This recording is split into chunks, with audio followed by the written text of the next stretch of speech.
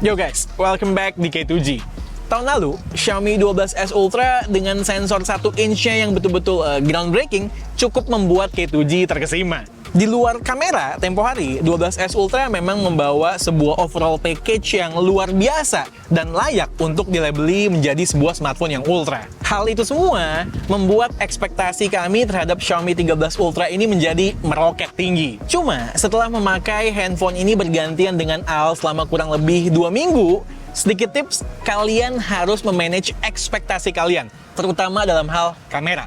Ya bukannya nggak bagus ya, cuman kemarin abis nonton launchingnya, ekspektasi gue dan Alessa kali yang ketinggian. Justru yang bikin kami berdua amazed itu adalah aspek-aspek lain dari smartphone ini. Ya sedikit spoilernya adalah smartphone ini adalah smartphone yang sangat-sangat bagus dan juga sangat-sangat disayangkan bahwa smartphone yang super ini nggak akan rilis secara resmi di Indonesia. Penasaran bagaimana pendapat kami mengenai Xiaomi 13 Ultra? Let's go, kita bahas!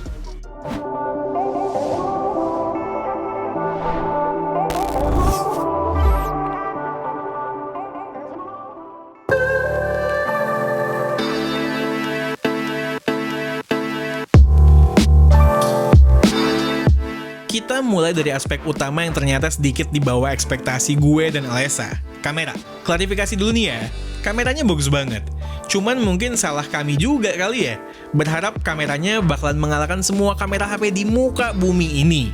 Pendapat kami ini tentunya berdasarkan spesifikasi kameranya yang luar biasa, serta kerjasamanya dengan Leica yang harusnya sudah mulai semakin matang.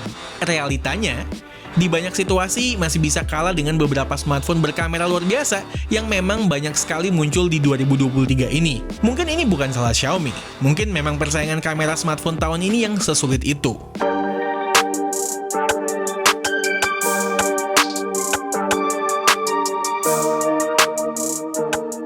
Tanpa dibandingkan, hasil kamera Xiaomi 13 Ultra bagus kok. Hasil jepretannya itu punya detail yang bagus, nggak kelihatan over sharpeningnya.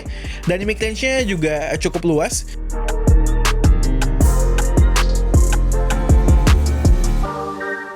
Terus soal warna seperti yang udah-udah, bisa di set di natural dengan mode Leica Authentic, dan yang mau eye pleasing bisa set di mode Leica Vibrant. Dan juga kemampuan menghandle di berbagai kondisi lighting, baik gelap maupun terang, mumpuni. Just info, ntar di video ini gue akan pilihin aja mana hasil yang terbaik antara Leica Vibrant dan Authentic, supaya simple kalian nontonnya. Sekedar catatan, di banyak kondisi yang Vibrant itu hasil fotonya lebih hidup dan komersil ya, dibanding Authentic yang sering terlalu kontras dan suka pucet kalau gue perhatiin. Secara setup kameranya pun versatile. Ada 3 kamera tambahan 50MP IMX858 di bagian belakang. Yup, nggak salah dengar. Jadi total tuh ada 4 kamera 50MP di belakang. Ultra wide, main camera, tele 3,5 kali, dan telefoto periskop 5 kali. Next, kita bicarain mode potretnya. Portrait mode-nya ini rapih ya. Secara image quality pun tetap bagus di berbagai kondisi. Cuman gue malah lebih sering gunakan autonya, karena di berbagai case sebetulnya natural bokeh-nya udah cukup banget buat gue. Videonya juga top. Resolusi tertingginya ada di 8K 24fps. Di 4K 60fps, secara image quality, dynamic range, detail, warna, semuanya on point, nggak ada celah rasanya. Stabilisasinya apalagi, goks, udah hampir kayak pakai gimbal aja. Artinya EIS-nya bekerja dengan sangat baik. Dalam kondisi yang mulai remang pun, footage-nya masih usable. Semua kameranya ini bisa merekam di 4K 60fps ya, walau nggak bisa pindah-pindah lensa sambil merekam di FPS segitu. Bisa pindah-pindah lensanya itu di 4K 30fps aja. Soal selfie ya udahlah ya, ini masih merupakan misteri ilahi, tetap nyangkut di 1080p, walau bisa 60fps. Kalau buat foto-foto selfie sih, lumayan bagus, walaupun memang nggak wah secara detail dan warna. Terus jejak processingnya kadang masih terlalu ketara, terutama kalau di challenging lighting. Nah, pertanyaannya, kalau dibandingkan dengan beberapa smartphone lainnya gimana? Kebetulan di K2G ini lagi ada S23 Ultra, Honor Magic 5 Pro, Oppo Find X6 Pro juga. Gue cuma mau compare beberapa foto doang ya, untuk menyampaikan pendapat K2G bahwa walaupun kamera Xiaomi 13 Ultra bagus, dia nggak bisa dibilang unggul sepenuhnya dibandingkan HP-HP flagship lain yang fokus di kamera juga. Buat komparasi lengkapnya, nanti tungguin deh kontennya segera kita bikinin. Kita mulainya langsung dari kondisi semi-challenging aja ya. Karena seperti yang kalian tahu, kalau lightingnya ideal ya namanya HP flagship, semua pasti bagus. Foto pertama cukup simpel nih. Well, sedikit challenging sih, karena motonya direct to matahari yang sedikit ketutupan daun. Di foto ini, gue prefer Xiaomi 13 Ultra dan Honor Magic 5 Pro. Jepretan kedua HP ini natural, tapi tetap hidup tone-nya, nggak kayak Find X6 Pro dan juga tanpa oversaturated seperti S23 Ultra. Parameter lain seperti detail, kontras, dynamic range, semuanya mirip-mirip aja.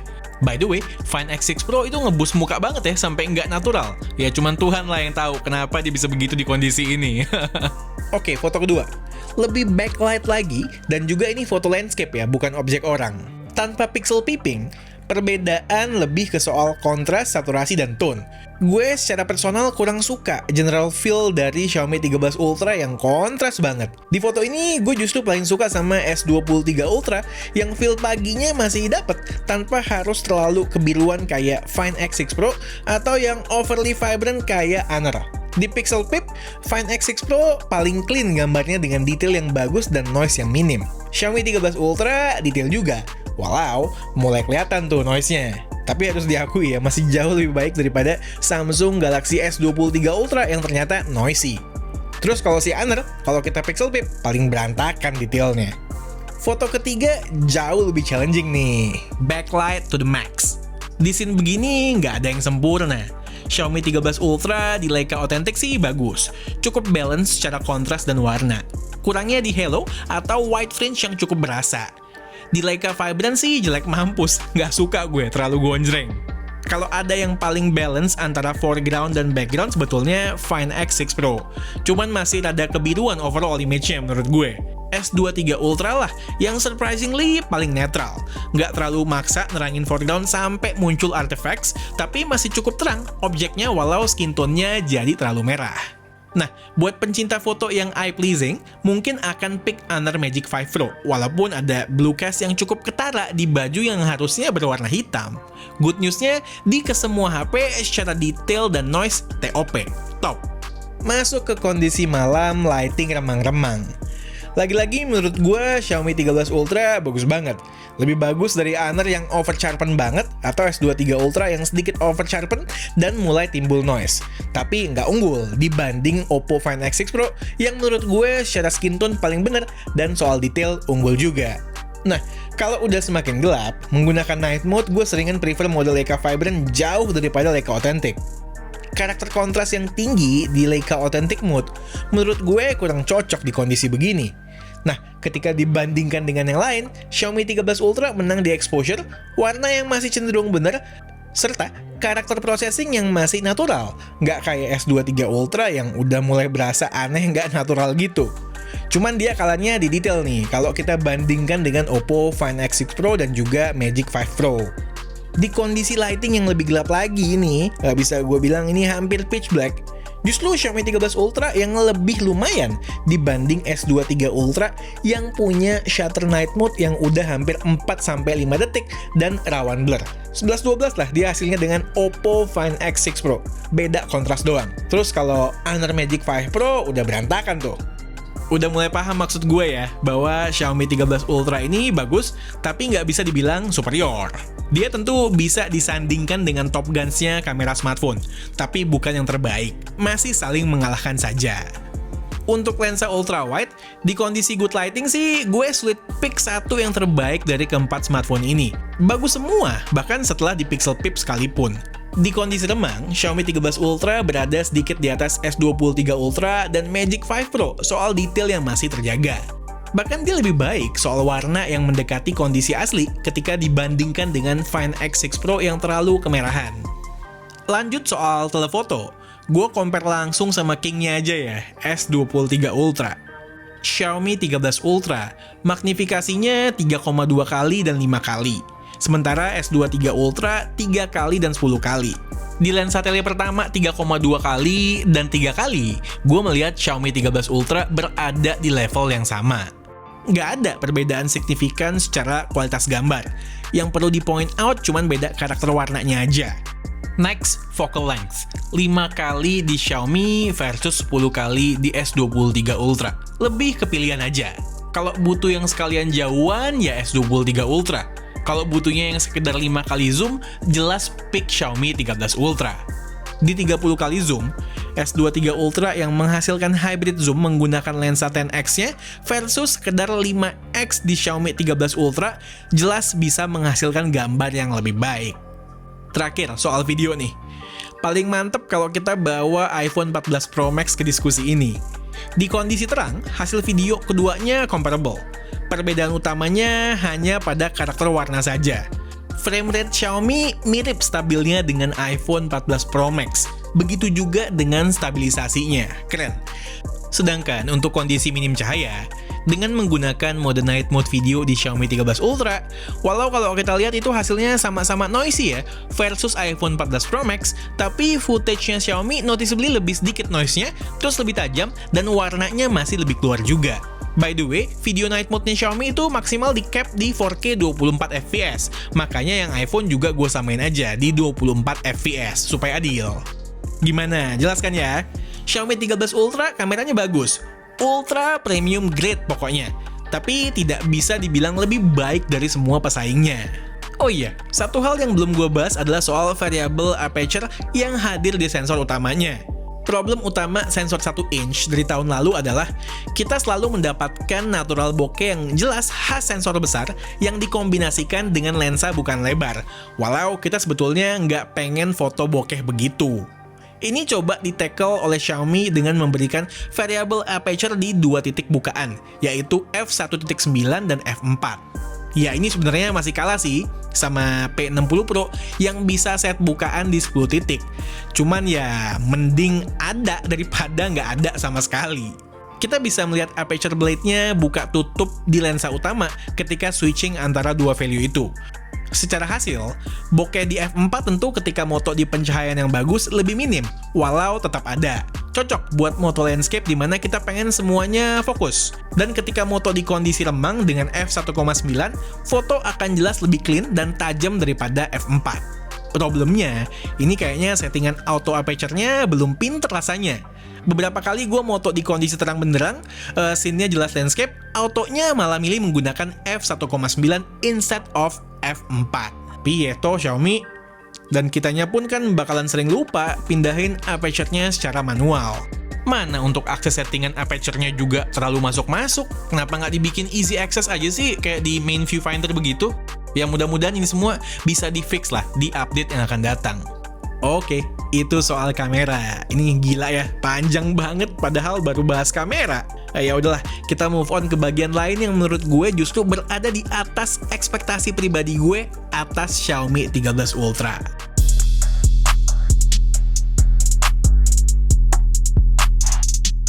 Di luar kamera, Xiaomi 13 Ultra bagus banget menurut gue, jauh di atas ekspektasi. Seperti biasa, gue nggak akan sebutin satu persatu speknya bla bla bla ya. Gue tulis aja nih di deskripsi.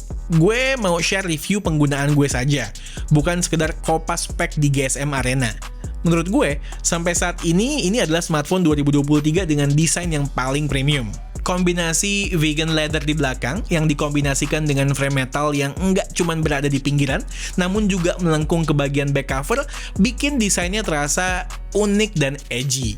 Yang nggak biasa juga adalah bagian atas HP ini lebih tebal dari bawahnya. Jadi back covernya rada menggendut di atas untuk memberikan space lebih bagi sensor besar kamera-kameranya. Aneh tapi surprisingly works well. Cuman memang ini HP-nya berasa berat di bagian atas. Kalau di tangan lagi bermanuver pindah grip, jadi suka rada kagok. Urusan ini perlu dicatat ya. Di tangan HP ini berasa ramping banget. Beda sama premium flagship lain seperti Find X6 Pro, S23 Ultra yang lebih ngelebar. Di tangan pokoknya enak banget lah gripnya. Lalu di bagian atas bawah ada stereo speaker yang menurut gue soundnya B aja. Unlike Xiaomi banget. Nih ya, coba kalian dengerin sampelnya.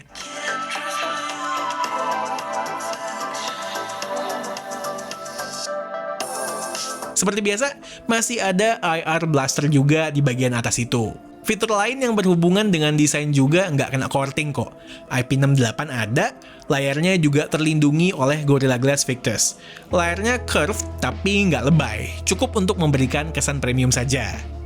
Ngomongin soal layar, lagi-lagi top of the line display lah yang dipasang di sini.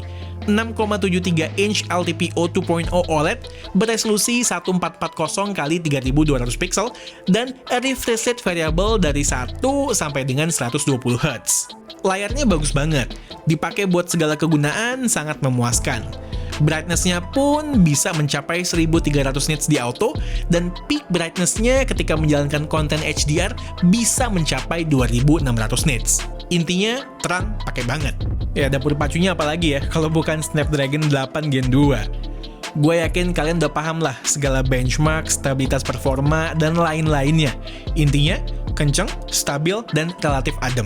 Di gas Genshin Impact aja tipis-tipis hampir average 60 fps di settingan tertinggi selama 20 menit main. Suhu tertinggi pas main itu pun masih di bawah 38 derajat loh. Gue main di ruangan AC sih, tapi ya tetep lah termasuk adem itu. Cuman tetep ya, main ML belum kebuka semua opsi grafisnya. Terus sama juga halnya kayak mainan sehari-harinya si Al tuh. Dia bilang LOL Wild Rift belum bisa sampai 120 fps. Dipakai daily, ya pokoknya was lah, nggak ada stutter sedikit pun. Secara konsumsi baterai, ini mungkin karena masih firmware awal juga kali ya.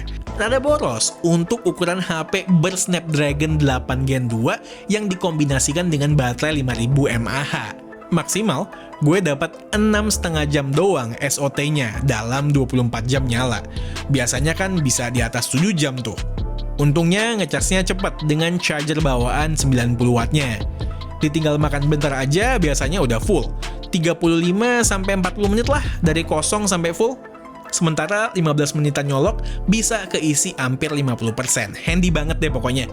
Dan masih inline dengan kastanya yang ultra premium, mendukung wireless charging up to 50 watt tentunya dengan charging pad yang kompatibel pula. Ngomongin firmware, jelas masih pakai MIUI China ya. Tapi gue pantau udah ready nih custom ROM Xiaomi.eu-nya. Ntar deh, abis review ini, sebelum kita jadiin daily driver yang lebih long term, bakalan ganti ke ROM itu. Bawaan pabriknya udah MIUI 14 berbasis Android 13. So far sih nggak ada bug berarti ya. Cuman yang tadi aja tuh, soal battery consumption yang masih di atas rata-rata. Untuk komitmen update-nya, berkaca dari Xiaomi 13 dan 13 Pro, 13 Ultra bakalan dapat 3 kali major Android update dan 4 tahun security update. Hal-hal lain yang perlu diketahui tentang Xiaomi 13 Ultra sebelum kita sudahi video yang udah mulai kepanjangan ini, fingerprint sensornya di dalam layar cepat dan akurat cara kerjanya. Terus dia dual SIM only, nggak ada SD card. Untuk varian storage-nya, dia ada dari 256GB sampai dengan 1TB UFS 4.0. Sementara untuk RAM, 12GB sampai dengan 16GB LPDDR5X. Data portnya udah pakai USB 3.2. Terakhir soal ketersediaannya nih, so far masih China only dan juga ada rencana dirilis secara global tentunya cuma di beberapa negara. Tapi pastinya tidak akan rilis resmi di Indonesia. So, kalau mau beli, langsung aja cek gondraistore.id, toko jualannya sohib gue yang trusted. Dia impor dan bayar pajak secara resmi. So, IMEI nggak bakalan hilang, kecuali HP-nya ikutan hilang. Buat HP eksotis non-resmi, gas, cek di Gondra Store.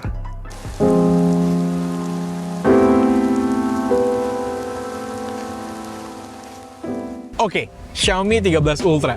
Menurut gue ini adalah calon smartphone non-resmi terbaik. Nanti di K2G Best Smartphone Awards yang biasanya kita adakan setiap akhir tahun. Dari pengalaman gue, HP ini benar-benar all-rounder, hampir tanpa celah di berbagai aspek. Untuk kameranya sendiri, gue nggak bisa bilang secara absolut bahwa dia adalah yang paling baik di antara semua HP lain yang keluar di tahun ini juga. Ya, kameranya ini masih selevel lah ya dengan beberapa smartphone favorit K2G. Vivo X90 Pro Plus, Oppo Find X6 Pro, kemudian Samsung Galaxy S23 Ultra, dan juga Honor Magic 5 Pro. Masing-masing punya kekurangan dan kelebihan. Oh ya, buat bapak ibu dari Xiaomi Indonesia yang lagi nonton konten ini, gue ada pesen nih. Guys, Udah 2 tahun, versi Ultra dari flagship Xiaomi itu tidak hadir di Indonesia secara resmi.